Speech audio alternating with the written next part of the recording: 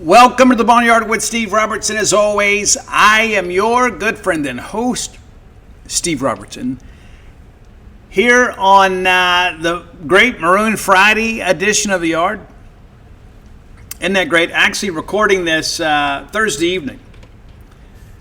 Thought we'd go ahead and get it up, right? We already had a big day with the media days and thought let's just go ahead and jump into that. And, already hit my personal goal for stories for the day. So, here we are a little early. So, get your Maroon Friday off on the right foot with a fresh installment of the Boneyard. And again, I hope it's a payday for you. Yeah, hope it is, man. There's not a lot that compares to payday, right? I mean, not just because of the fact, okay, you get to eat, but it's just the removal of a little anxiety, right? Especially when you're one of those folks that maybe you work paycheck to paycheck. The euphoria of just having a little cushion for a few days or a couple of weeks, it's difficult to describe. I've been broke before, right? I have been, and maybe again, right? And you never can rule that out. But I remember how great that felt. You know, we didn't have direct deposit. That was such a big thing. We finally got direct deposit, and you got your paycheck. You had to go stand in line at the bank. You couldn't even make deposits at the ATM. You could get money out. You couldn't put money in. I'm from the 1900s, right? And it's so funny to talk about those things, but so many of you couldn't use a rotary phone. So get off of my lawn. But yeah, it was so great just to be able to go in there and get the check in the bank. And, sometimes, I'm not too proud to admit it, there were times I may have floated a hot check, the night before payday, just to ensure that we could eat. I've been there. I have been. Which reminds me, too. I got ready to go on vacation, right? So, and I'm not trying to flex, but I had to go make some deposits and things of that nature. And I told Dan, I said, check and just see where we are, see if we need to transfer some money or if we got enough to kind of cover vacation and have some good meals and things like that. I don't want to skimp on vacation, okay? I'm not going to go out there and spend money frivolously, but I want to have a good time. And the last thing I want to worry about is money. So sometimes I'll save some money in deposits and kind of allocate it for that. So she checked and she goes, oh yeah, we got plenty, we got this. And I'm like, well, it should be more. There's deposits post? Oh, no, I guess they'll do it in the morning. Here's my problem with that. And again, I'm not a paycheck-to-paycheck employee, but I know the struggle out there, and I'm not too far removed from being a man of the people, right? And here's the thing, bankers, I know you all just work there. You're not in charge of policy and protocol. In today's modern technology, with all of this data that we have, so I can go swipe a piece of plastic and instantly money is withdrawn from my account and put in somebody else's account, right? So we got the debit part of it handled. We can get debit subtracted from your accounts very easily. However, this is no longer the 1970s. I understand everybody has to go through proof, right? But proofing at a bank is a whole lot easier than it used to be. Because nowadays you got this thing called Al Gore's internet, and everybody's connected to it. So when we run those checks, when I go up there, like I went to Regions the other day, and I make my deposit, and they run it through this little reader, right? And they get the routing number and the account number and the amount and all that good stuff. And then they verify it. And they put it in. They give you a receipt. But you got to wait till the next day. It just seems wrong to me. I'm the customer, right? I am the customer. I mean, I know that's a lost art form these days. But shouldn't we, as the customers, get our money credited just as quickly as you guys will debit it from our account? I mean, it's just me. It makes me wonder if there's not a racket involved here. So it's like, hey, you deposit your check today, but we can't do it until tomorrow. Well, that money's in limbo somewhere. It's in your account. It's in somebody's account. And somebody's drawing interest on that money while it's in limbo. That's my feeling. And unbeknownst to many of you, and some people will try to refute this and they're liars or they're just misinformed. Maybe that's a more polite way to say it. There was a time that certain banks, this is of course before the advent of the internet, that they would put your outstanding checks in first and your deposits second. True story. True story. And then many of you, some of us, would get overdrawn, and then the bank gets to collect on that overdraft fee. Right? Yeah? And again, I go back to this too. I tell people all the time, there's a lot of poor people, and I love them because I've been one of them. Right? We grew up in poverty, man. We were as broke as the Ten Commandments. When I was a small kid, and mom got remarried and everything was much better. But, who do you think's paying the highest interest rate? Right? Who do you think's paying all these late charges? Who do you think's paying, all these overdraft fees and things of that nature? And that's money you don't earn, Mr. John Q. Banker. You didn't earn the late fee. They just got penalized the late fee. You didn't extend any effort. You didn't exert any energy, but yet you got to claim this late fee. The late fee has to be paid, right? And so I just bring that up because there's a lot of people, of course, I know how the economy works for the most part. I have a layman's knowledge of how the economy works. But there are a lot of poor people, and maybe that's the wrong term, economically challenged people that are living paycheck to paycheck. And sometimes they got to pay a late fee. Sometimes they got to pay an overdraft fee. And it's just like it's a tax. It's an additional tax on the paycheck to paycheck employee. You really got to manage your money. And I tell you some of the best advice I was ever given in life. And I'll share it with you. He's retired now. Paul Racconi, that worked for years at Forest General Hospital. I had a chance to get to know him years ago. And I was just starting out. Then and I were married, and I was just working a job. I didn't have a career yet. And Paul told me something that I've shared with hundreds of people over the years. He said, Steve, if you can't learn to manage your money when you're making $20,000, you're sure not going to be able to do it when you're making $200,000. And he is absolutely correct. There's just different levels of broke, right? And as he went on to explain, he goes, Steve, I know doctors that bounce checks. I know doctors whose homes have fallen into foreclosure. They got the money. They're just busy people, right? They just don't always have great money management. So discipline yourself now, because when I didn't have money, and I don't have as much as some of you think, but before I had some money, I thought, well, the answer to all my problems is more money, and it's not. Of course, I'm a West Coast guy, but it's just like more money, more problems. It's true. You just drive a nicer car, you live in a bigger house, you eat out in fancier restaurants, you take bigger vacations, but you're still broke, right? And so that's the thing that you begin to think about too, because I got some friends, not just in this industry but others, and they're paycheck to paycheck employees too, and you'd never know it because they haven't been able to manage their money. And listen, there are times like when we got ready to open this new business, man, I pushed all my chips in the middle. And it was dicey, man, for about a year. I told Dana, I said, I'll live like a college kid. That's what we got to do for a year. And we'll do what we got to do. And, of course, the business is doing great. And here we are, middle of summer, floating 20 people a day. But I share that to be a bit of a steward of good information and life's lessons. Learn to budget your money before you really have any money, because you will just make a bigger mess when you begin to really make some money. Because I remember, as I shared with you guys, I remember digging through the couch cushions trying to get some change to run up there and get some 89-cent gasoline to get to work. I remember those days. And sometimes you want to invite people over back then hoping that, maybe a quarter or two would fall out of their pocket. I know what it's like to be broke. So I didn't plan to preach on that this early in the day, but here we are. Let's thank our friends at Bulldog Burger Company. When you got some money in the bank, that's where you need to go spend some too. Treat yourself to some Bulldog Burger Company. 3 great locations to serve you: University Drive in Stark Vegas, Gloucester Street there in Tupelo, Lake Harbor Drive in the Ridge and Floyd area. Have the spring rolls as your appetizer to make you and everybody around you better looking. And I'll tell you this too. Ian, my son, works at Bulldog Burger Company, Starkville, and he loves it there.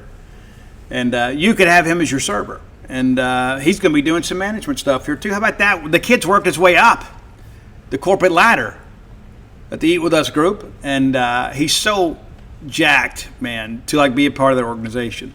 But I asked him how the Smash Burgers were doing. And he told me they're doing great. And there's 3 of them. Now, I'm going to make a challenge to you right here now. Okay, so for you guys, and I guess some ladies, I don't know your appetite. I know sometimes people think it's not ladylike to go have a big meal, but live your life the way you choose. But Ian tells me, like there's this triple-decker smash burger. Now, for you guys that are a little bit delicate, this is not for you. Okay, this is going to be a grown person's burger. Okay, so the next time that you're in there, and maybe you ate lunch early in the day, or maybe you didn't eat lunch, maybe you're just famished. Give this triple smash burger a shot. I'm eager to know, because it's got 3 patties on it, right? A lot of beef, right? But I don't want you to take it home with you. I want you to finish it. And then I want you to give me a report, right? I'm going to do it. And it's an incredible burger. From what I understand, I haven't had it yet. I've had the other 2. But there are 3 smash burgers. But I'm going to challenge you today to walk into a Bulldog Burger location and say, give it to me. Give me the triple smash. That's what I want. And I'm going to polish this thing off, and I'm going to live life, and I'm going to live it more abundantly, because I know that I am adult enough, I am grown enough, I am tough enough to polish off this triple smash. That's what you do. And if you don't, like if you want to get a Lunchable for dinner, then you go do that, because there's people out there. That's what you do. But if you want to be a grown person, go try this triple smash, and then come back and let me know what you think. Right? Again, 3 locations to serve you, as you guys know. Gloucester Street there in Tupelo, Lake Harbor Drive in the Ridge and Flowwood area, and University Drive here in Stark Vegas. Bulldog Burger Company, the place where people go to meet, M-E-A-T. All right, let's jump into Mississippi State's day with the SEC football media in Tampa. Genespage.com was represented by the Honorable Maroon Scribe David Murray. We do our best to get to everything. Dave wanted to go out there and maybe take a little vacation, and he and his wife Kathy went down to Tampa. They're going to spend a couple days with her family, then head back to Stark Vegas and get ready for the start of fall football camp on August 5th. Yeah, great news there. But, a lot of content, and everything is free over at genespage.com. You can go read the articles, or you can watch the videos for free. You don't have to be a subscriber. You should be, but you don't have to be. All right. Let's jump into this whole thing here. Levy met with the media with a small group. Dave Murray wrote a piece about that, but this is all coming from the transcript. And I thought Levy got some good play from the SEC Now crew. Nick Saban said some big things about Zach Arnett and how difficult it is to prepare for him. And, again, that's what we're hoping, right? We feel like we've got the offense kind of figured out for the most part. Not that the offense didn't have some dead quarters last year in games. But a little better defense. All of a sudden the offense looks a little bit better. But I'm not going to read really about Jeff Levy's opening statement. There's just a few things I want to pick through here. Mainly, we'll start with the offensive line. This episode is brought to you by BetterHelp. And for some, summer is their favorite season of the year. Travel picks up, kids are out of school, adventure becomes a focus. For others, juggling it all can be tough. It could be overwhelming. Then they start counting down the minutes until the kids are back in school. And you feel like you're wasting all these days of beautiful sunshine. We plan to get out and have some fun as a family too, but we plan to thrive and not just survive. Therapy can help people better understand their needs and feel more confident setting boundaries and create a version of summer that actually feels good. BetterHelp has over 30,000 therapists. It is the world's largest online therapy platform, having served over 6 million people globally, and it works. With an average rating of 4.9 out of 5 for a live session-based on over 1.7 million client reviews. BetterHelp therapists work according to a strict code of conduct, and they are fully licensed in the United States. The reality of it is you need to learn how to say no. You don't have to say yes to everything. Take advantage of BetterHelp and take charge of your summer. You don't have to say yes. Find support and therapy. Sign up and get 10% off BetterHelp.com. That's BetterHelp.com. This episode is brought to you by BetterHelp. You know, on this show, we talk about a lot of complicated issues, and you know that I'm a believer in taking care of your mental health. Just about everybody agrees that mental health should be a priority, but it still makes it tough to ask for help sometimes. BetterHelp's 2026 State of Stigma report surveyed 2,000 Americans. They revealed that 85% of Americans believe that getting help is wise. But for some reason, about 74% say society discourages people from doing so. Don't let that happen to you. The reality of it is that sometimes we all need a little bit of a helping hand, and you can find it with BetterHelp.com. With over 30,000 therapists, BetterHelp is the world's largest online therapy platform, having served over 6 million people around the world. It works. Got an average rating of 4.9 out of 5 for a live session based on over 1.7 million client reviews. Don't let stigma stand in the way of your support in a better life. Start therapy with BetterHelp. Sign up today and get 10% off BetterHelp.com. That's BetterHelp.com. Question, Coach, your offensive line doesn't have a lot of experience, but you being a former offensive lineman, talk to me about having a dual threat quarterback and what you're teaching schemes or strategy for the offensive line. End of question. The first thing I'm going to say about this is that's not necessarily true. Okay, I don't know who asked the question. It's a principles before personalities thing, right? If you ask a question, it's got holes in it, we're going to call you on it, and it doesn't really matter who you are. There are some guys that are just kind of breaking in, right? But guys, Cannon Boone's a grad, right? Cannon Boone has been here since John Bond. No, I mean, that's a little bit, come on, hyperbolic. But Cannon Boone has been here his entire playing career. And so he's got a lot of experience. DJ Chester got a couple years of SEC experience under his belt. Lionel Prudhomme, of course, kind of a part-time starter last year at Arkansas, so he's somewhat inexperienced. Miles McVay has been around, got a lot of college snaps under his belt. Blake Steen's a guy that's played a lot of snaps too. And so, yeah, there's some experience. There's not a lot of experience together, but it's not like we're just throwing a bunch of guys out there to the wolves. Like now, Jakeem Shumpert-Perkins, who Jeff Lebby has called one of the best offensive linemen that he's had, doesn't have a lot of experience. But nevertheless, here's Leb's answer.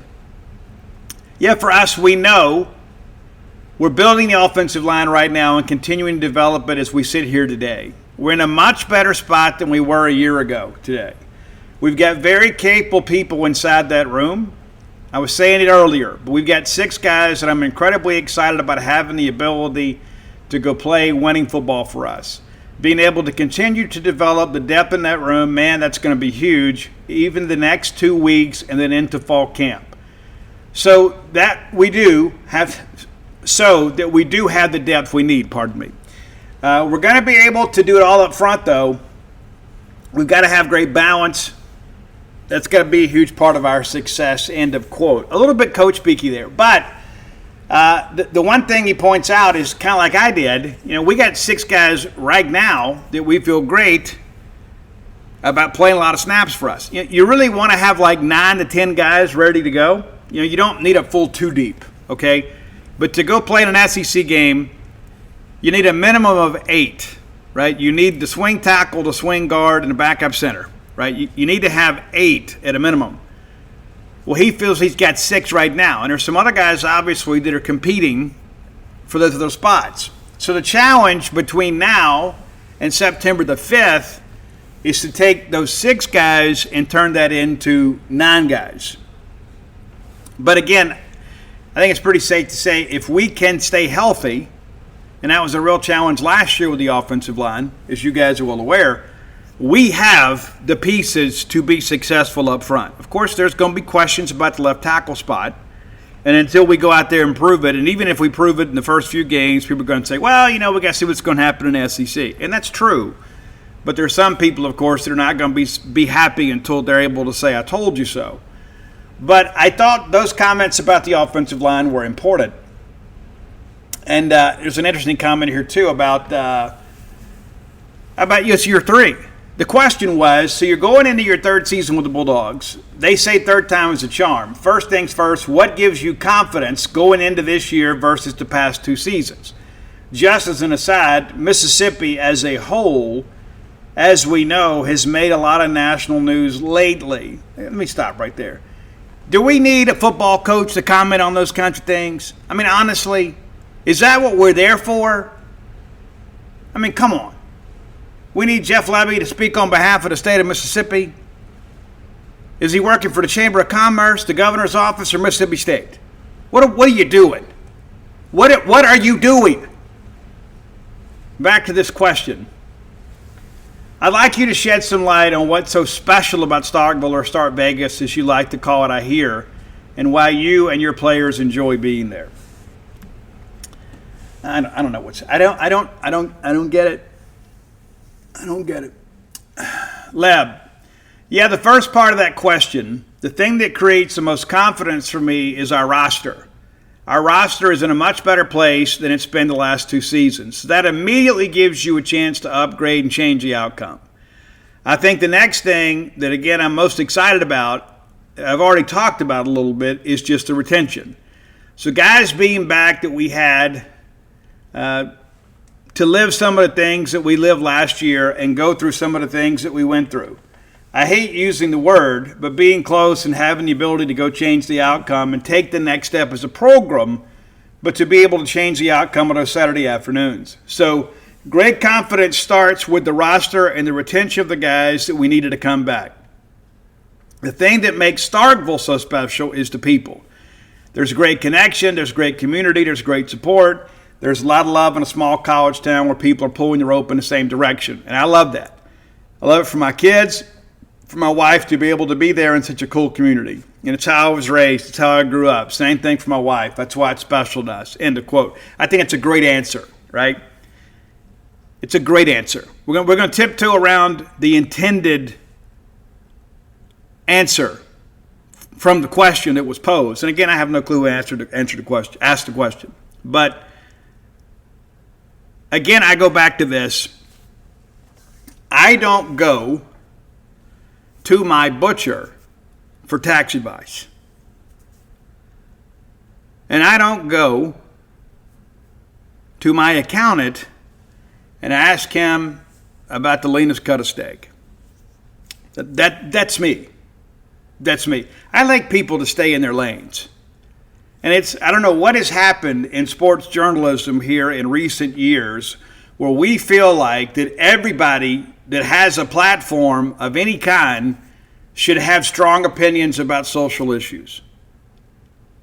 What are we doing? Right? I can tell you this, and we've studied this, and we've surveyed this as a network many times. One of the number one complaints that we get in the sports media message board community, one of the biggest complaints we ever get, is politics. I don't want to see politics discussed on my sports message board. So what we did is set up a political board. So if you don't want to see that stuff, you don't have to go over there. If you want to discuss that stuff, you're welcome to do it. And we kind of lightly moderate that, right? It gets out of hand sometimes, but, people get excited about the things they're passionate about. But all that I understood, most sports fans just want to hear and talk about sports. And some of the people in the sports world that have kind of stepped out and made these big statements, there have been times they put their foot in their mouth. They don't have all the facts. They want to pop off. And that's where I think all this monetized social media engagement is of the devil, to be honest with you, is we want to go viral. How broke are we?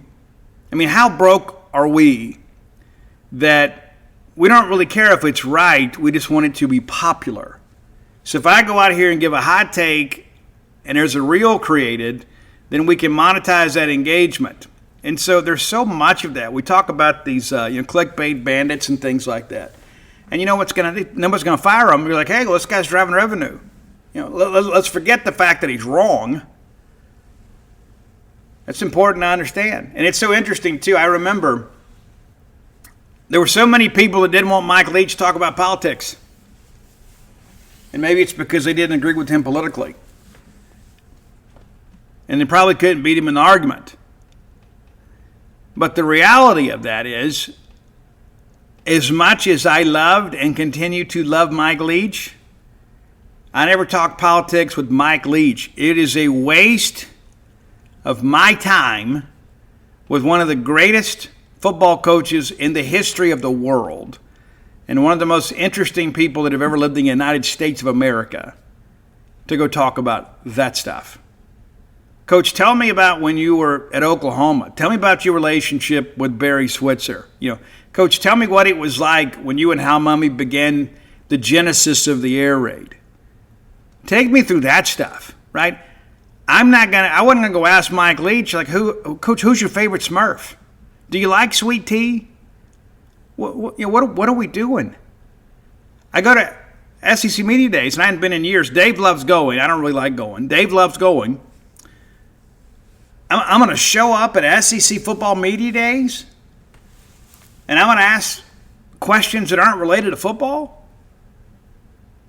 Right? What are we doing? And we'll get to that too. And again, I don't know who asked this question, but I want to address this. And I told my wife, I'm not even going to talk about this stuff. And then I told her, I said, you know what? It's going to come up at Media Days because people can't resist. People can't, rather than ask Chef Labby about Camario Taylor and about how he's handled the full spring as QB1 and what's he look like, is they prepared, and is he taking ownership of the room, are the players responding to him, is there esprit de corps, are the troops rallying around Camario Taylor, you got a generational quarterback or so you think. Instead of talking about that, Coach, let's talk about this viral TikTok video. Now, I do think the second half of the question is cute and funny, okay? I was wondering, is there a scenario or maybe even a win total that would somehow get you in one of those videos with them? I think that's a clever way to ask that and to kind of make it a little playful, okay? So we'll forgive the nature of the question. And Jeff says, absolutely not. Ask Kelly, right? And so I've seen this outrage about this video, and I just think, man, I got so many other things to worry about, right? I mean, it's like people are like, oh, well, this isn't that, and what, guys? Let's not deny anybody the joy of life, right? Especially when you're young, right? And that's what TikTok is. It's people get out there and they do silly things, and I'll tell you this. I would much rather watch TikTok videos of college football players being silly than some of this ridiculous internet sleuthing that goes on, and everybody, all of a sudden, everybody is an expert on true crime these days because they watch Dateline NBC. So let me go run a TikTok video, and maybe I can get in your algorithm about a controversial case. Maybe I can make a few bucks off of you. Right? And there's so much of that, we just eat all that stuff up.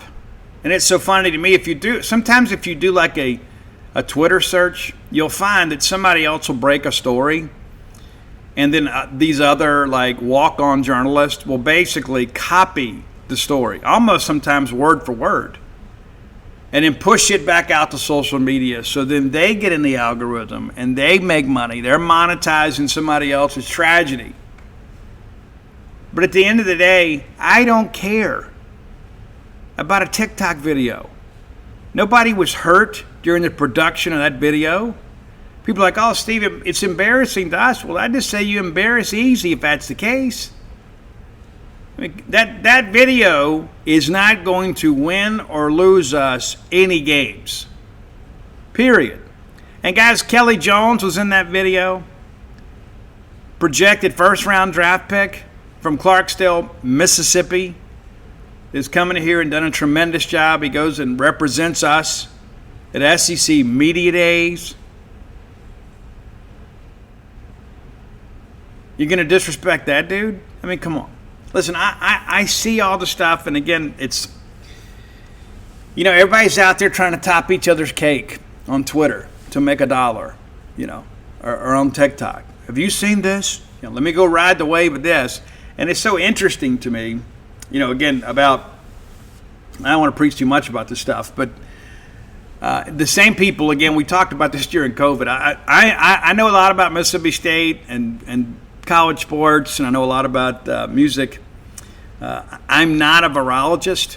I didn't know anything about COVID. It was incredible to me how so many of you were just kind of sitting on this knowledge, waiting for such a moment to arrive where you could then impart your knowledge about global pandemics. I had no clue. None. And the next thing you know, then all of a sudden we become, an expert on the war in Ukraine. And then, of course, we became experts on the Israeli-Palestinian conflict.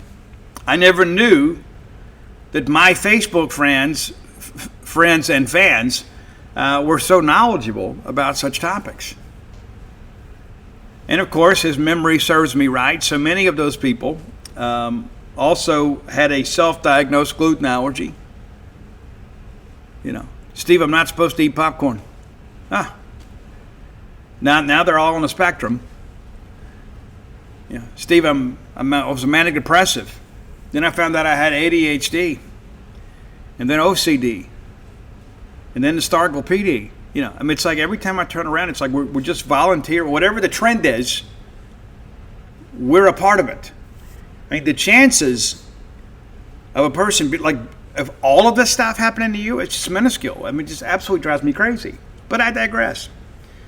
But I don't care about the TikTok video. I had people send it to me, Steve, what do you think? I didn't even respond. And I wasn't going to say anything until it got brought up today.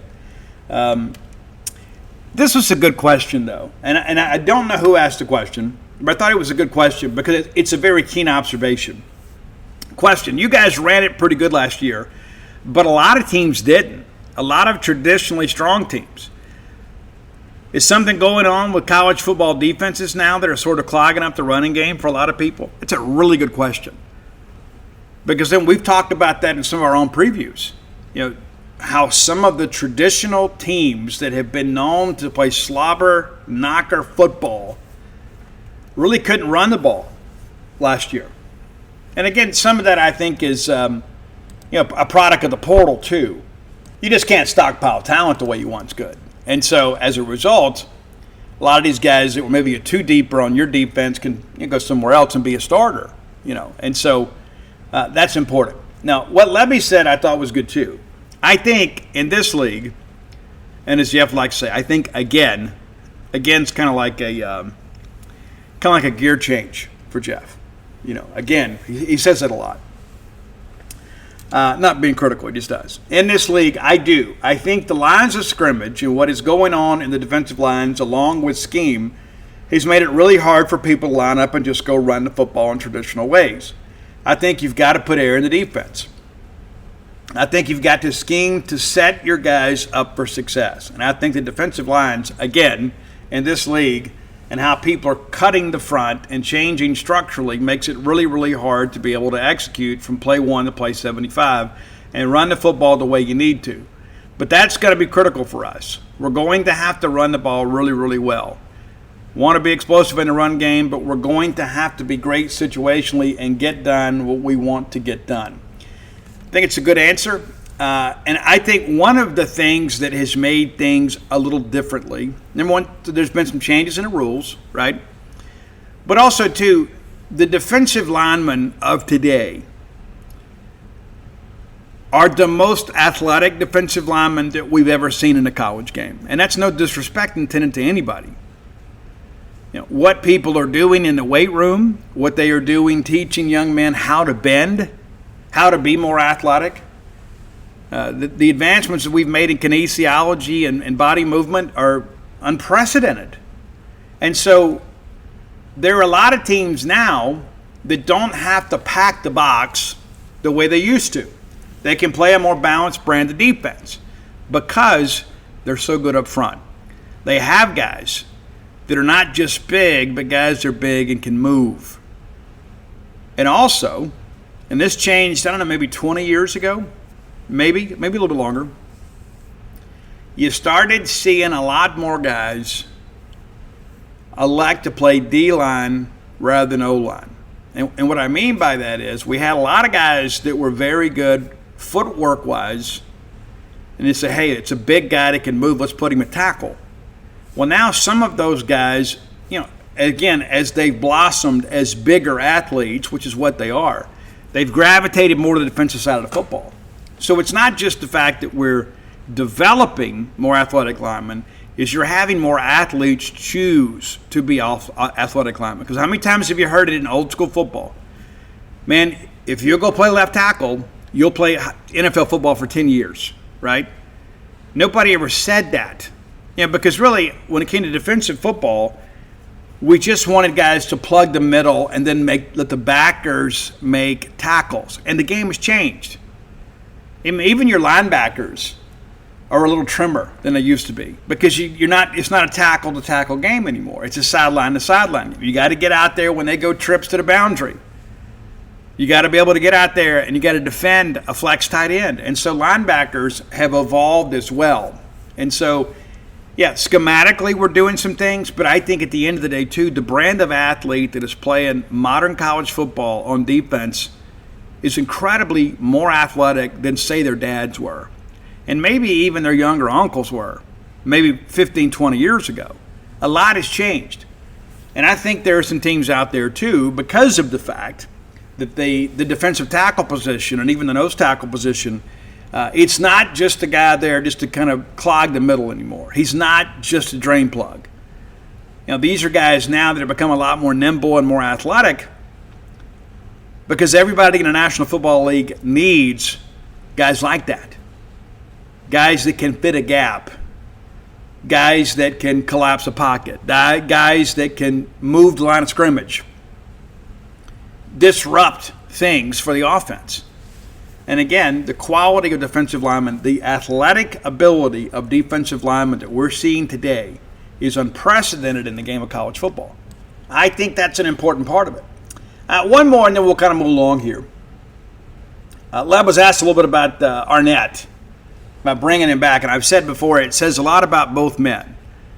That Jeff Lebby was willing to humble himself and say, I'm going to bring back the guy that I replaced to run this defense because, the guy that I hired to do it couldn't get it done. So I want to be a little bit different, and you have to be at Mississippi State. You have to be a little bit different. Let me do something different and bring back a guy that created chaos when I coached against him. When I was at Ole Miss, and he was a defensive coordinator at Mississippi State, the guy that really challenged me, let's see if we can have a conversation. And they did. And what does it say about Zach Arnett? To come back to the place where he was fired and move back here and say, you know what, I used to sit in a big chair, but you know what, I'm happy to be the DC here. It takes a tremendous amount of humility to come back, especially after even some of our own fans, kind of fell for this Wendy's drive-through nonsense. They ran with that. Kind of find out there was nothing to any of that. Just internet rumor. But now you got him back. It's a very unusual situation. Jeff Lebby says, the biggest thing for me was wanting to add a piece inside the defensive staff for him to be able to go run it, and they had ran it, that had called it inside the conference. That's what I wanted first. And they had the experience of being a defensive coordinator and having to adjust and understand the grind of what we do every single week. Obviously, Zach has that. I coached against him. I didn't enjoy going against him. Here's your money quote. He made it really, really hard. And that, for me, was just another great stamp in a check-in-the-box situation where I knew what I was getting. I've talked a ton about being the aggressor, being able to affect the quarterback, creating negative plays. He's done that.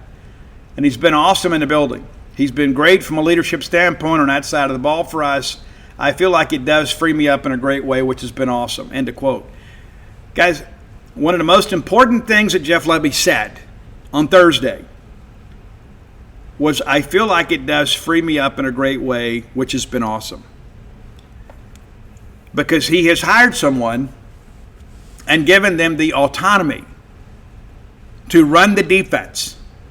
And he has such confidence in Zach Arnett and Matt Brock and that whole side of football over there that, hey, you know what? I'm going to be involved as far as, the full game plan, but I'm going to be able to commit more of my mental resources to offense. And that's one of the challenges that you run into when you hire an offensive-minded coach. We've said it a million times. The most important hire that an offensive-minded coach makes is as a defensive coordinator. And conversely, when you hire a defensive-minded coach, the most important hire he makes is his offensive coordinator. So Jeff Lebby comes in, hands it over to Coleman Hutzler, and we have a tremendous amount of problems. And listen, year one, we did not have an SEC roster, but it was not all personnel related, period. I mean, you guys saw it. You don't need me to explain it to you. How many times did you see where they've had numbers and leverage to the outside and we didn't adjust? Next thing you know, it's a big gainer. I mean, and the kids don't know. They're not coached to know, right? Because they're in a read and react defense, and they don't know what they're reading and don't know how to react because you had a coach that didn't know how to teach them that. And so now you've got a guy named Zach Arnett back. And you remember when we hired him, everybody's like, oh, Rocky Long called all the plays. And then Zach came in here and did a really good job for us. And I kind of like Zach Arnett 2.0 for a couple reasons. Number one, we know what we're going to get with him. But also, two, I love people that maybe have lost it and are now fighting to get it back. Some people find out they're not meant to be head coaches. And I still think at some point Zach Arnett will learn enough later in his career to be a head coach at some level. I firmly believe that.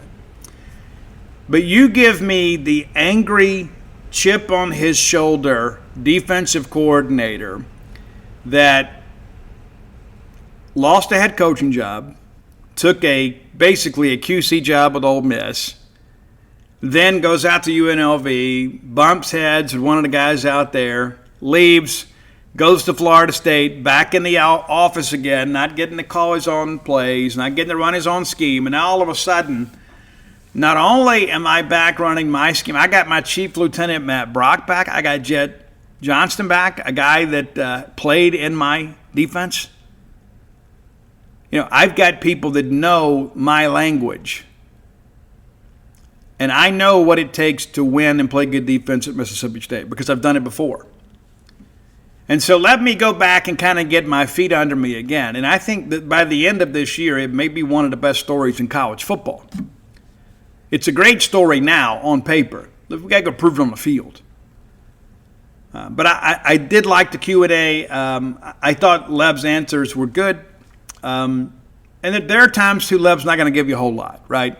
And at the end of the day, and Leb's attitude is kind of like this, and I agree with this. Winning the press conference is not going to win us any games. It's not going to put a single point on the board. At the end of this season, we're going to make a decision about Jeff Lebby as an athletic department based on how the team plays, based on how many games we win, based on the progress that we've made as a program. We're not going to make any decisions because of a soundbite or a viral video. It's about winning games, period. And I got some friends that I talk to, sometimes people that are movers and shakers, and they have strong opinions about some things. And we don't always agree on everything. But at the end of the day, the thing that I remind people is all that matters is winning. Everything else is just a tale. Do you guys think Dan Mullen was just, it's a warm teddy bear that you could cuddle up with at night and, have a glass of milk and a chocolate chip cookie with and drift off to sleep? No. I like Dan. I liked when Dan was here, but there were times he got on my nerves, and I'm sure vice versa. But you can put up with that when you're winning. You just overlook all that stuff. And then all of a sudden, familiarity breeds contempt. All of a sudden, it's like, well, hey, now every year Dan Mullen's holding us hostage. Why is he a candidate for the job at, Pearl River Community College? Why is this agent putting that out there? Again, that's a little hyperbole, but you know my point. But you can endure that when you're winning. You can endure the fact that sometimes he's a little prickly. You could endure that he goes to the call-in show and immediately when he's done, he grabs his phone and fakes like he's on a phone call so he can just nod and wave at you rather than stop and take your picture, rather than stop and sign your football. But when you're not winning, those things become a major issue. And so that's kind of where Jeff Lebby finds himself. So yeah, do I think we should have done more this summer to kind of get our football program and our athletic department out among all of you? I absolutely do. But that's not going to change the win-loss record. It may change the season ticket record, right? But I do think getting out there and being accessible to people, all of a sudden you feel a greater connection. And again, I'm not going to sit here and just beat this dead horse, but you think about the Vic Schaefer experience when he was here. And again, Vic rubbed some guys the wrong way too. A lot of people act like that, Vic was at the Last Supper, and he wasn't. Like all of us, Vic's got his strengths and weaknesses. But you guys felt so incredibly in touch with that program and that team because Vic and those players were accessible to you. They would stay. We'd have press conference sometimes. It would be 20 minutes late starting because, Victoria Vivians or Morgan William and them are taking pictures with your kids. And, we really didn't mind because we were winning, right? And that's the thing that I think maybe we've lost a little bit. Yes, on principle, it's all about winning and losing. But, again, to kind of draw a different comparison, how disconnected did you feel to your men's basketball program when Ben Halloran was here? I mean, seriously. You compare the relationship our fans had with the women's program and the men's program, and it's complete polar opposites. And again, one was winning and one wasn't. But when you feel a personal connection to people and to programs, you are more likely to support them. Because your kid's going to be like, hey, I want to go see Victoria play. Hey, Dad, can we go watch Dak play this weekend? Please, Dad, can we please get tickets? I won't complain. I don't even have to have nachos. I just want to go see Dak play. Right? And that's what cultivates interest generationally in our sports program. So, yeah, I think it was a mistake. But you know what? If we win this year, then all of a sudden, that stuff doesn't matter as much. All right, it's time for today's Top 10 list, brought to you by closewithblair.com. That's C-L-O-S-E with Blair, B-L-A-I-R. Be sure and check it out today. You never know when life's going to throw you a curveball. Maybe it's a job change, a relationship change, a familial change. You just never know when you got to be a little bit mobile. Let Blair do the heavy lifting for you and get you in your new home without a lot of anxiety. That's what his 25 years of expertise and know-how can do for you. He's done it for so many other Boneyard listeners. You could be next. So whether it's your first home, your next home, or your retirement home, let Blair Chandler serve you. I'll give you his phone number, 601-500-2344. 601-500-2344. You can call or text him direct, not a call center, not a receptionist. That's straight to his personal cell phone. He's a Bulldog through and through. And he has done such a great job. We've had some incredible reviews from some of our listeners. People have hit me up and said, Steve, you just can't believe what a great job he did. There was one situation I remember. It was an out-of-state deal, and they had some problems, and they had to change loan originators, and a deal that the other company couldn't get approved, Blair got it done in less than a week. because you already had the appraisal, you already had the docs, all the application fees. It was just a matter of putting this loan together, getting it to underwriting, and Blair was an advocate that pushed that thing on through and got him the approval. I had somebody hit me up and say, Steve, it was incredible. You just can't believe it. Well, I can believe it because I've heard it many times. CloseToBlair.com. All right. I mentioned this maybe a week ago. We did like songs that have really stupid lyrics, and it reminded me of a topic that one of you recommended maybe 2 years ago. It's been a long time, so I can't give them credit, but I apologize that it has taken me so long to get to this topic because it's rather interesting. It's top rock songs with creepy lyrics that would probably get you canceled these days.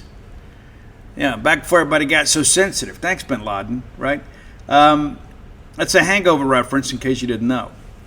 But top 10 rock songs with creepy lyrics. And when I say creepy lyrics, it's basically about teenage girls. Now, the one thing that I will say is back in the 80s, way back in the 1980s, a lot of these people were singing for us, right? So teenagers were buying the music. Teenagers were dating teenagers, right? So a lot of that is kind of third-party artistry. It's important to understand. But some of this stuff is not.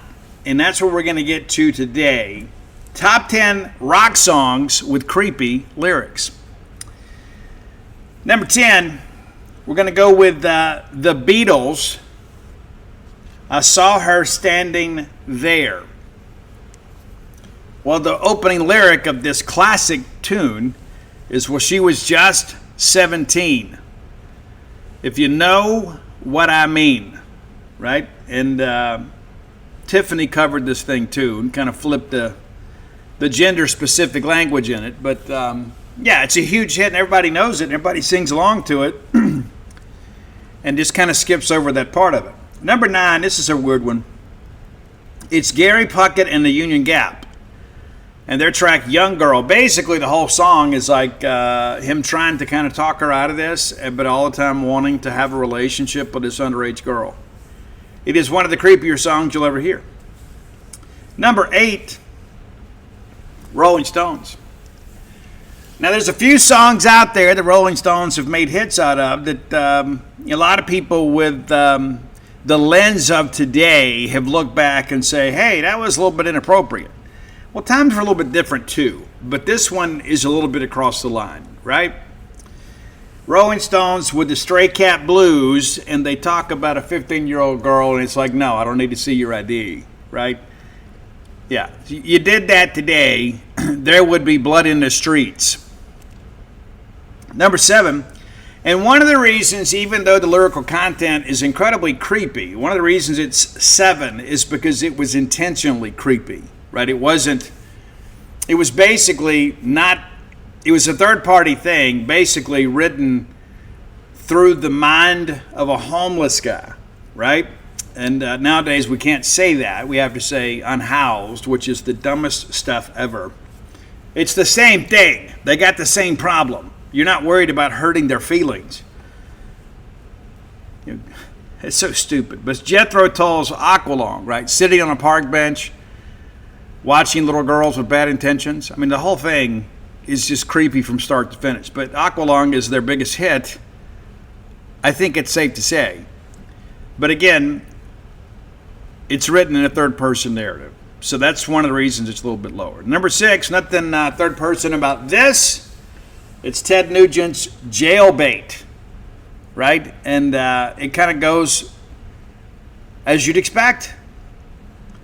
And what's interesting too, like when, again, I'm a child of the 70s, grew up in the 80s, but when I was a young kid, like high school girls dated guys that were older. I don't mean dramatically older, but there were like a lot of people that got married like right after high school. My mother got married like right after high school graduation. Now that was obviously late 60s, early 70s, late 60s, I guess. But, when I was a kid, like we saw high school seniors as adults. And then when you become an adult, a high school senior still feels like a kid. They're driving and working and everything else, but right? Your vantage point changes. But when I think about my own family tree, my grandmother was like 16 when she got married. My mom was 18 when she got married. And I got married at 20, so I guess we broke the cycle. But my point being is that times were a little bit different then. That doesn't mean that these lyrics like hold up to today's standards. So don't think too little of them. But when you got a track called Jailbait, you know what you're getting into. All right, number 5, it's a big hit too, off the Love Gun album. It's Kiss with Christine 16, and there's a lot of innuendo and all the Kiss stuff. I mean, like Nothing to Lose is about, let's just say, dangerous romantic exploration. That's what it's about. And then you had Plaster Caster. And you can do a little research on that, right? Pamela the Bars and all that stuff. But Christine 16, right? It's about a girl that's 16. It is. Number 4, this is another one. And it's a song that you guys know well, and you've probably never spent the time to look at the lyrics and understand this. Again, it's about an underage girl. It's the Knack with the hit song My Sharona, right? And there's some lyrics that I'm not going to repeat on the show because they're laced with innuendo, and this is a family show. And even though we're doing a song about creepy lyrics, these are just a little bit too creepy for me to share because we oftentimes have younger listeners. So there you go. Number 3. In the minds of many people, probably the greatest example of creepy lyrics. And this was a huge hit. Huge. And nobody ever, like, even back then, nobody was like, hey, dude, this is wild. No, everybody's like, dude, that's great, right? And again, it's because the lens of 2020 doesn't match the lens of 50 years ago, right? And that's, again, it's one of the things, too. For the most part, I was raised by women. I married a woman, and I've raised 2 of my own, okay? So I have a great appreciation for women. I love all women, some more than others, but I love them all. And in my life, I have always gone to women to heal. Like in the worst parts of my life, whether it be my grandmother, my mother, my wife, girlfriends back in the day, that sort of stuff, I've always found healing in the power of women. And but back in those days, like in the 70s, there was not a lot of career path for women. I mean, that's just kind of the reality. And I think the reason that a lot of this stuff feels so weird and out of pocket today is because women have changed. Women have more opportunity these days. Back in the 70s, the expectation, a lot of girls were expected to, hey, you graduate high school, you get married, and then you start having kids and raising a family, and you're a housewife, right? I mean, there was a lot of that, right? And I don't know if they still do it, but they used to have the club, like Future Homemakers of America. It's true. I don't know if that club still exists, but they did. And a lot of that was like all the things that go along with being a housewife. You're learning how to sew, how to cook, things like that, how to run a household. All of those things were like taught in school. Kind of crazy. But things have changed. Women have become a lot more career-minded. A lot of that kind of began to change in the 80s. And a lot of people, too, there are other people on the other side of this that say, you know what? One of the worst things that we did was take mom out of the household, not because she's not capable of doing some things, but because of the fact it's impacted the way that our children have been raised. Now, you can have your own opinions about that. But anyway, it's Benny Mardones's Into the Night. And, of course, it opens with, she's just 16 years old. Leave her alone, they say. Separated by fools who don't know what love really is, right? But anyway, it's one of those things like every few years it makes the rounds again. It's like a new generation of kids like find this song and you're like, holy smokes, like it's grown guys grooming this 16-year-old girl, right? And again, back in those days, it was just a big song, right? It was like, hey, this kind of a beautiful, I pick you up and take you into the night and show you a love like you've never known. Well, there's a good chance, Benny, it's a love she's never known because she's 16, right? Craziness. Number 2, You know, I'm a Motley guy, so we had to work this one in too. I can't just ignore this one. It's off the Girls, Girls, Girls album, and it's actually a great song. And you could change one lyric in this, and it would be acceptable. But it's all in the name of rock and roll, right? You know, she's only 16, or she's the reason that I can't sleep, right? But anyway, if you change it to 18, it's not nearly as alarming. But in the 80s, a lot of these bands, of course, a lot of their fans were, you know, teenagers. And there was some, let's just say, some carnal activities. And so bands wrote songs about groupies and about escapades. And this is one of them. But number one, though. And it's still a killer track. It is. But the song itself, again, when you look at it on its face, there are a lot of people, like when it was popular, like nobody cared. Because again, these guys were writing songs that were anthemic to us as teenagers. And I remember when I turned 18, it was kind of an unwritten rule that you didn't date people younger than you, like when you were 18, unless you were in high school. If you were in high school, it was acceptable. But if you were out of high school, you didn't date a high school girl. Now, that didn't stop a lot of people in South Mississippi. It didn't. But it's Winger's 17. And Reb Beach's guitar playing on this thing is ridiculous. But I'll tell you this, man. When this song hit the airwaves, everybody was singing this song. Huge song. But again, you look back and you think, you know what? Hey, you know, what were we singing? You know? And it's one thing for an 18-year-old or a 19-year-old to have those thoughts. It's another thing for, you know, somebody in their mid-20s or early 30s to have those thoughts. And so anyway, maybe this is a list that makes you a little bit uncomfortable. Maybe. At the end of the day, it's just art. But, yeah, some of this is, definitely by today's standards, incredibly creepy. And it was back then. You know, I mean, it's like I think about, you know, Kip Winger, who I think was incredibly talented. You know, singing a song about the girl she gives me love like I've never seen. You know, at 17, she's everything I need. 17. And so, again, it's kind of like the old Bill Burr thing, right? You know, it's how you say things, right?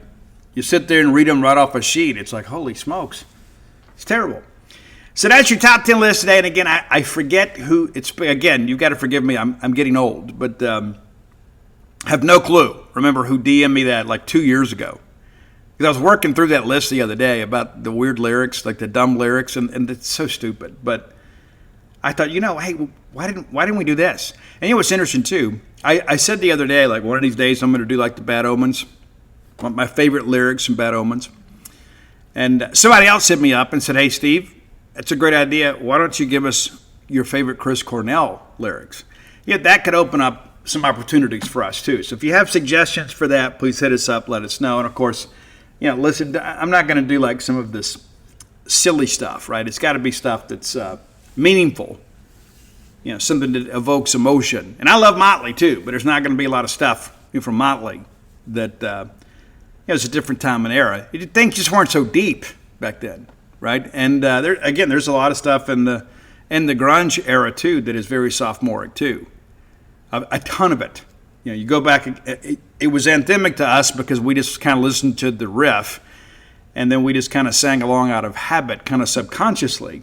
But you go back and listen to those tracks and like, oh, such a great song. And then you go back and look at it like it really wasn't. It really never went anywhere. Then you begin to ask yourself, what do these lyrics mean? Well, they didn't mean anything. Just kind of a means to an end, right? But there are some things out there that are a little bit deeper meaning. And there's some songs that inspire me, you know. And one of my favorites, you know, eventually we'll get to this Bad Omens lyrical thing. You never know. Maybe it'll be next week. Who knows? But one of my favorite lyrics, like I love the song Spectre from Bad Omens. And I've tried to explain this to people before, you know, because I feel music and I can't really explain that. I don't just hear it. Like there are some people that aren't music people. They just hear it. They listen, they just kind of have it on in the background, and some people never listen to music, which is weird to me. I've had friends that say, I'm just not a music person, and that's okay. But I feel music, and it really impacts my mood one way or another in some respects. But the song Spectre from Bad Omens, there's some lyrics in there that just absolutely pierce my armor when I hear it. And there are times that these lyrics, when I think about other people and people that have been in my life or people that I know that are struggling with something, it's brought me to tears. And as I shared with some friends of mine, I said, listen to this song. It just takes me to such a weird emotional place where I'm both comfortable and uncomfortable at the same time, right? And one of those is, when I think about the song, is something you're missing made you who you are. And I've kept my distance, but it just made it worse, right? And that's dealing with people that are struggling with addiction and dealing with depressive issues and other issues like that. You invest your time and eventually your emotions into somebody and you want them to make it so bad. And it just doesn't happen, And then, when people get ready, they'll come around, but some people never get ready, And it's, again, the chorus of the song is, do you feel love? I know I don't. And it just makes me so sad to know that there's so many people out there that don't feel love. And it's not because love doesn't exist. Either they think they're unworthy of it or they just simply can't feel it. And there have been times in my life I have not been able to feel love. It's like you get isolated and you develop this false narrative about what you think life's about. And so, but nevertheless, that's your top 10 list for today. Just thought I would share that. If you're looking for a masterpiece of a song that may take you on a bit of an emotional journey, it's Bad Omens' Spectre. And while you're listening to that, when you get done with that, to kind of lift you up again, there's a great one called Left for Good, right? And it's one of probably the best songs I've ever heard in relation to addiction. And it's not just addiction, right? It's just like, why do I reach for the other side for all the things that I left for good, right? When you have a self-destructive nature at times, that's what happens. Is even though you're free of it, it's like you can't quite let go because there is some comfort in misery. True. If you give ideas for the top 10 list, reach out and let us know. Best way to do that is to hit up my friend Roy Samanti at Dogmatic67 on X. That's DAWGMATIC 67. You can find our great list on Spotify under that same handle. And yes, we're behind, but Roy will get caught up. He always does. And you can find me on all forms of social media at Scout Steve R. All right, next segment of the show brought to you by Campus Bookmart, a Starkvillian institution. We love Campus Bookmart. We always have. We always will. Well, why? Well, they got the stuff we want, right? You can walk in there and you can outfit your home, your family, your office, your fan cave with all sorts of Mississippi State merch. Whether it's apparel you're looking for, gift items, decorative items, you can find it. The best selection of Mississippi State merchandise known the world over because it's run by Mississippi State people. That's important to me. I like keeping business in the family when we can. The Campus Bookmart is family. They always have been. Next time you're in town, go by and see their smiling faces. Very easy to get to. Just turn off 182 right there at the Trooper Station. We encourage you to obey all posted speed limit signs. As you navigate to the greater Starkville area, you take that turn, mosey on around towards campus, and just before you get there, on the left-hand side is Campus Bookmart. Go in there and peruse their fine selections. If you can't make it to town or perhaps game day is a difficult shopping day for you, support a Starkville business by going to campusbookmart.net and use promo code BSR, which stands for Beautiful Steve Robertson. That gets you free shipping on all orders over $75. Any order less than $75, absolutely incomplete. I know for many of you, we've had to buy school supplies and school clothes and uniforms and all that great stuff. But pretty soon you need to be thinking about getting some new Mississippi State gear. What a great gift for the family before you make that inaugural trip this football season to Stark Vegas. Buy everybody some brand new Mississippi State merch. That's campusbookmart.net. Okay, Mississippi State's 4 draftees are now all officially signed. Aiden Teal signed with the Twins earlier today. I shared with you guys before, when you are a player that has some leverage, you have the opportunity to get a little bit over slot when you're drafted, right? Or at least get close to slot. Players drafted in rounds 11 through 20 are players that really are only guaranteed to get 150 unless you're a senior. If you're a senior saver, you may get $500, but you get to begin your career. When you're drafted earlier on what used to be considered day 3, but in the back half of the draft, when you're drafted in the 11th round, they want you. When you're drafted in the 19th or 20th round, it's kind of a throwaway pick, and if you're willing to come for peanuts, they'll take you. Or you could be a draft and follow guy just to have a conversation, like the Padres drafted Denton Lord in the 17th round. They're not going to have the money to pay him. That's just something to kind of consider. But Aiden Teal gets $210,000. That's the $150,000 allotment for those picks, and then $60,000 more that'll come out of the bonus pool. So a nice payday for him. Kind of detailed this out in a free article on Gene's page earlier today. But it's one of those things till you begin to just kind of begin to understand and kind of break down and look at, and you understand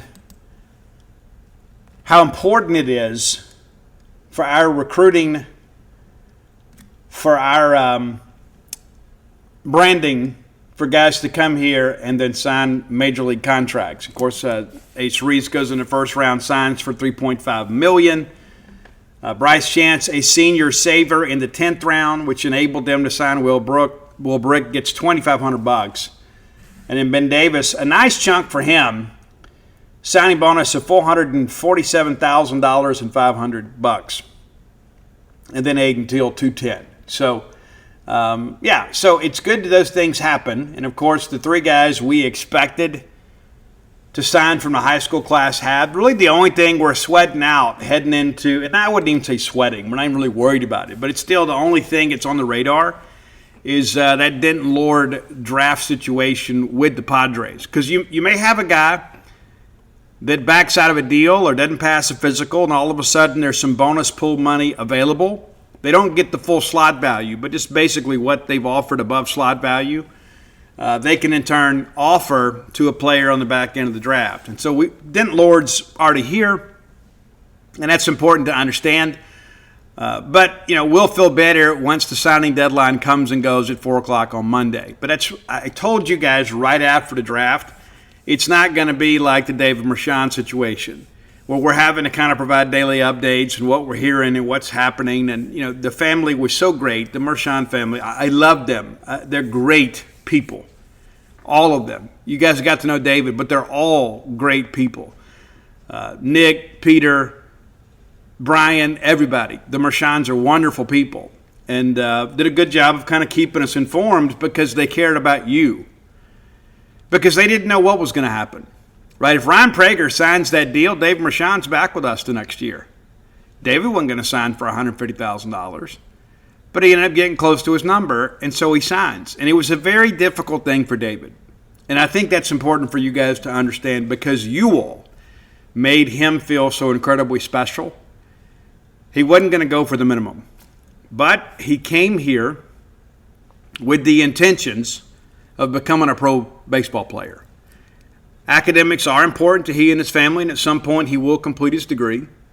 But he felt like that was the best opportunity for him, and the Angels did a really good job. And of course, they had the money to pay him, and so he signed. But we had to track that all the way up until the signing deadline. This draft, we knew that pretty much everybody that got drafted, with the exception of Denton Lord, was going to sign. We knew that, but when the draft concluded, we talked about it here on the show and certainly over at Gene's page. So there hasn't been a lot of anxiety associated with all this stuff. Which I think is made it better for everybody. And that's the thing, too. Like, there's all these proposals about what we should do with the draft. The owners want to eliminate drafting high school prospects. And then the Players Association wants to continue drafting high school and junior college prospects and make sophomores draft eligible. The way it's worked in the past is you could be a draft eligible sophomore if you were 21, which is what happened with Dakota Jordan and with Dave Mershon. Those guys were 21 at the time of the draft, their sophomore years. I don't know if there's enough wrong with the current model, but with this new collective bargaining negotiation coming up, things are going to change with the draft. Now, the Players Association wants to move the draft back to June.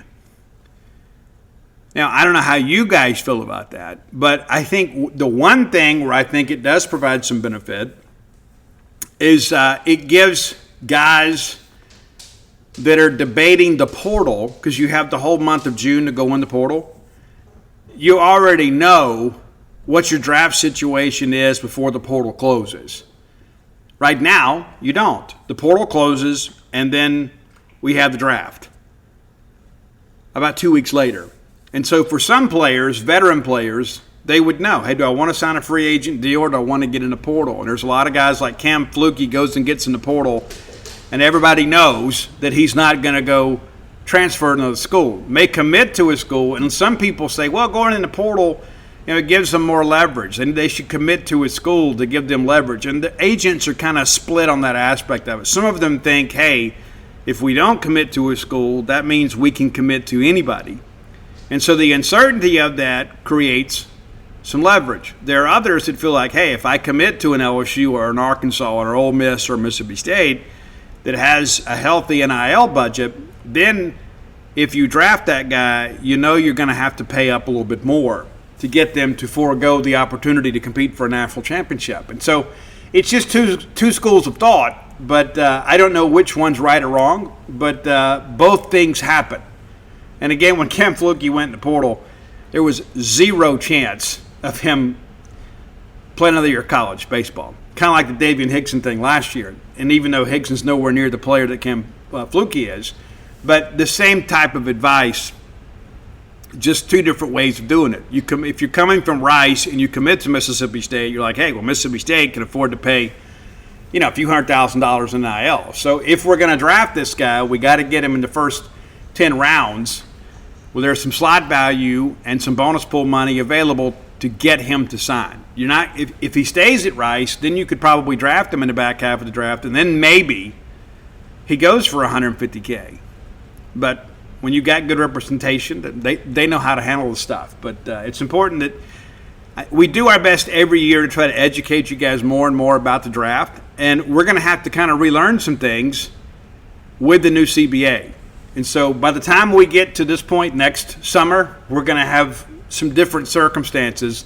And, of course, if you're a fan of college baseball, you'd love if they didn't allow high school players to be drafted. And then there are some people out there I've heard in college baseball that say, hey, what if they limited the number of high school picks you could have? And I'm sure that's something that people would be interested to see. And you say, well, why wouldn't it end up in a courtroom? Well, it's because MLB has a trust exemption, an antitrust exemption. So it's a different scenario than in college. Like everything in college, every rule that we put in place and somebody violates, it's got to go to court. That's why it's so important to pass this, Protect College Sports Act. All right, final segment of the show brought to you by the Stark Vegas Clubhouse, the best place to stay in the Golden Triangle when you're getting a large group to town, and you should do it. You've thought about it. You said, man, wouldn't it be great? And let me assure you, it is. We've done it. We've had a great time there. You will too. Just 5 minutes away from the Mississippi State campus, and really everything you need there other than the ball game itself can be handled with all the amenities available to you and your guests. You got the full-service kitchen.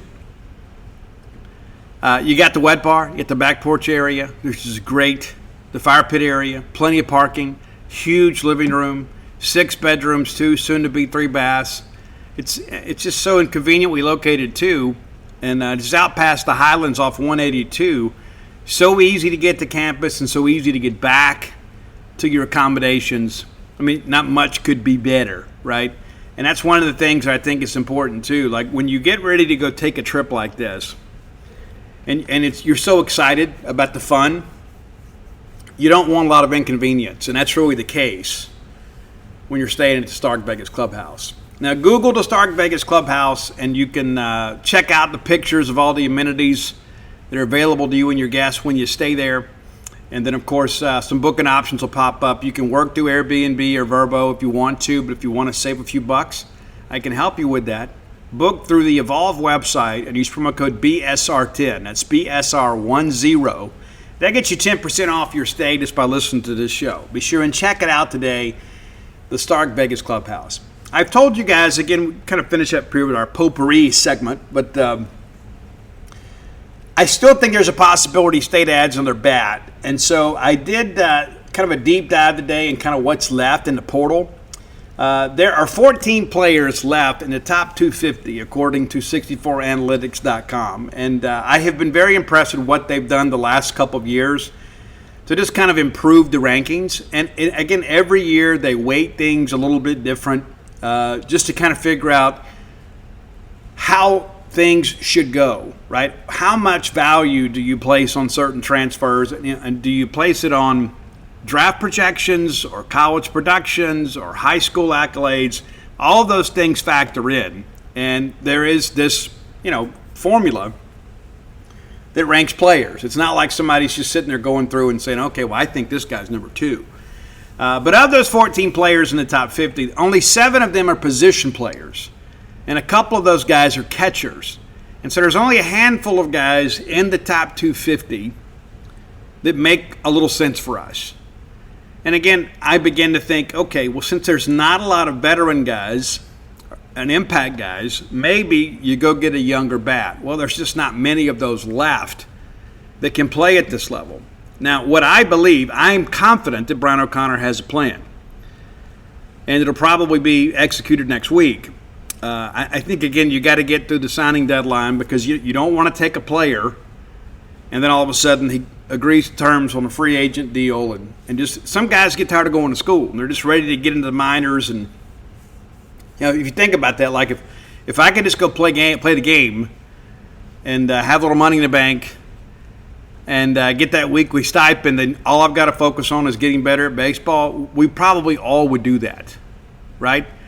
But there are other guys, too, they're looking for the bigger payday, and I think letting those guys have advisors is so incredibly important because there's a lot of teams out there, especially when it was a 40-round draft. You had teams out there basically exploiting certain kids just because they knew they could get them cheap. I mean, there were guys who would sign for a Coke and a hot dog. I mean, it's just that's a little bit hyperbole, but you know what I'm saying. It's like you go sign a kid and you give them this money, and there are a lot of kids out there that would sign just for survival, right? I just want to get out of my hometown. Get in the minors somewhere and, see if I can figure this thing out. And if you go back and look historically, there have not been a lot of those late draft signings that eventually made the major leagues. And that's the reason that Major League Baseball decided to kind of gut the minor leagues right around 2020, have the abbreviated draft, save some money, but also to give them the wherewithal to basically trim down what had become a very bloated minor league system. There were a ton of guys in the minors that just did not have big league potential. And there are a lot of guys, too, that are career minor league players. But it's a little different dynamic now. Again, if we ran, we've had 21 first-round picks, and all but a handful of them have gone to the show. And most of the players in that handful are the recent draftees. So we'll see how that kind of plays out with them. But there's just not a lot of value left. But, again, as I've mentioned, if you can find a utility guy, a guy that can play in the outfield or maybe even play middle infield, because there's a handful of shortstops that maybe can help you. And maybe they're not difference makers, but, when you have a guy that gets banged up, a guy pulls a hammy or something, you need a veteran guy. If you could find another Drew Wires or a Tanner Leggett, you would love to be able to do that. And I don't know if you're going to find a guy of that caliber, but it'd be great if you could find a guy that kind of had a Johnny Long mentality, right? He's like, I know I'm going to come in here and be a backup. I'm going to be a great locker room guy. And when I get my opportunities, I'm going to do what I can to help this team, right? And we've had some guys that have been great clubhouse guys that hadn't always been great on-the-field contributors. With the roster sizes that have been shrunk a little bit, you can't take many of those guys, right? You just can't. But I think a situation like a Johnny Long, he always talked about being the 80-grade teammate. Like everybody can be an 80-grade teammate. And he came here with that in mind. and then ultimately ends up being pretty much your regular catcher for a while. He and Joe Powell, of course, split some time when they did it. And but Johnny brought some swagger to the team. And I remember several players talking about the big team-only meeting they had, and Johnny kind of stepped up and talked about how important it was for the guys to pull together. And then things kind of got going for a while. And I know some people have been so critical of Johnny for that play against Georgia, and I think people feel differently now that it was Georgia than they did a couple years ago. But the one thing that I got sick and tired of was people coming into Dudy Noble Field and disrespecting us, disrespecting our stadium, our tradition, our team, our players. And after that incident happened with Johnny Long, I didn't see anybody stomping on the plate at Dudy Noble Field. I didn't see people come tearing out of the dugout, pointing fingers and yelling obscenities at our players anymore. And so, if nothing else, I think Johnny Long kind of helped instill some pride again into a new generation of players. I'm not going to defend what he did, but I also understand it. Those emotions kind of get the better of him. You know, if we just tag the guy and go to the dugout, we probably win the series and end up hosting. It doesn't always go down to that. But the guy was willing to go to the mat for his team. And I think that's one of the things that we can all agree with, right? So maybe you find a guy, maybe not quite as emotional, but a guy that's kind of bought in to being a 80-grade teammate. Incredibly important. As you guys are aware by now, I think the Diamond Dog Classic returns this year. We were told late last year we weren't sure if we were going to do it every year, but it was such a great financial windfall for States NIL. And, tickets go on sale, I think, next week. I think on 27th, I think. We'll get some more information. We'll maybe talk to you about it on Monday. But yeah, that's something to be mindful of. Check it out at healthstate.com. You get some more information there. But last year, I can tell you, it was so incredibly well done. And it was so much fun to go. And for many of us, we never thought we'd see Will Clark or Rafael Palmeiro on the field at Mississippi State again, even though as managers. To see them back in the uniform, it was very special. And something that meant a lot to all of us. And then, of course, Preston Johnson comes out there and plays. The next thing you know, less than a year later, he's back in the minors. You know, and you love that for him. You love it. And Connor Powers gets to hit a home run in front of his wife and his kids. I mean, how special is that? And so what I hope that we don't do is, as a fan base, just think, well, I'll go next year, because there's no guarantee that it's going to happen next year. So we know it's going to happen again this year. So get your tickets. If you couldn't make it last year, you need to plan ahead to ensure in November that you can be there. It is so incredibly special. And it's a family reunion in many respects, and you won't want to miss that. And I had some friends last year, some people that I absolutely loved that rarely get a chance to go to a ball game. And they splurged a little bit, and they bought some really great tickets right behind the first base dugout, and they got tons of pictures and videos and things like that. And those things are timeless, right? They're absolutely timeless. And so as I begin to think about my feelings of that event last year, I could not encourage you enough to go this year. If you went last year, you know how much fun it was, right? If you didn't go, maybe you don't know what you're missing, but you should. And I'm going to encourage you again to maybe investigate that and just think about what it would be like to go to an event like that. And then, of course, the money goes into State's NIL coffers, which is a wonderful thing. You know, we can't just beg people for money. We got to give them an experience, and this is a great one. And it's something that we absolutely support. Not just me personally, but our Business Over Jeans page. We absolutely support this event and encourage you to attend. If you hadn't done so, visit DutyNobleBook.com. You get signed copies of all of my sports titles. Of course, that's Flim Flam, Stark Villains, Alpha Dogs, Dog Pile, and The Dude, along with the personal memoir, When the Bottom Falls.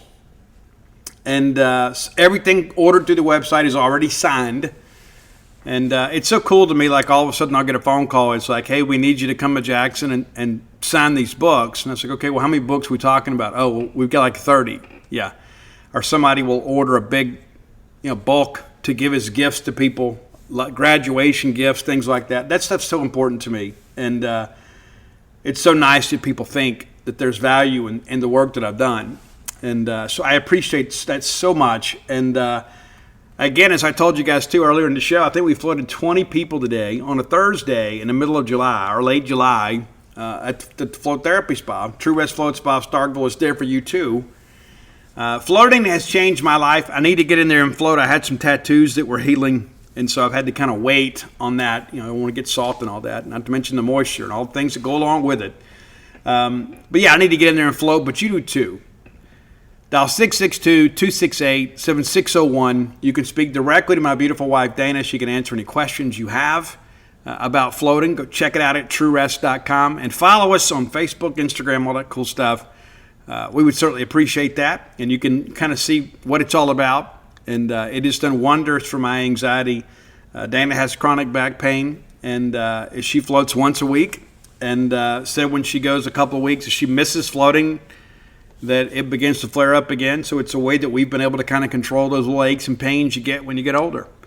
And come join us over at genespage.com. Again, you get 50% off the annual subscription price for a limited time only. Be sure and come check it out. Nobody in the history of the university is giving you more comprehensive coverage of Mississippi State athletics than we are at GenesPage, the Mississippi State affiliate for 247 Sports. That's going to do it for this week. We'll be back with you on Monday. We look forward to that. And we hope it's a quiet weekend. And again, let me remind you, get your honeydew stuff done now, right? Because college football season is going to be here sooner rather than later. And I've been traveling. I've got all this other stuff that's been going on. And I'm behind on my honeydew stuff. I did get some couple things done last week that make you feel better, right? Remember those times that people burned that car at my house? I got that car hauled off, and I feel so much better. I don't have to walk out there and look at that anymore. You'll feel the same way, and it's probably not something nearly as dramatic as that, right? You'll have an opportunity just to kind of feel better that you got something done. So lower your stress level, make a list of all the things you need to get done, and just kind of check them off one by one. Until next time, let's all live our lives in a way we make more friends than enemies, and people can see a difference in the way we live.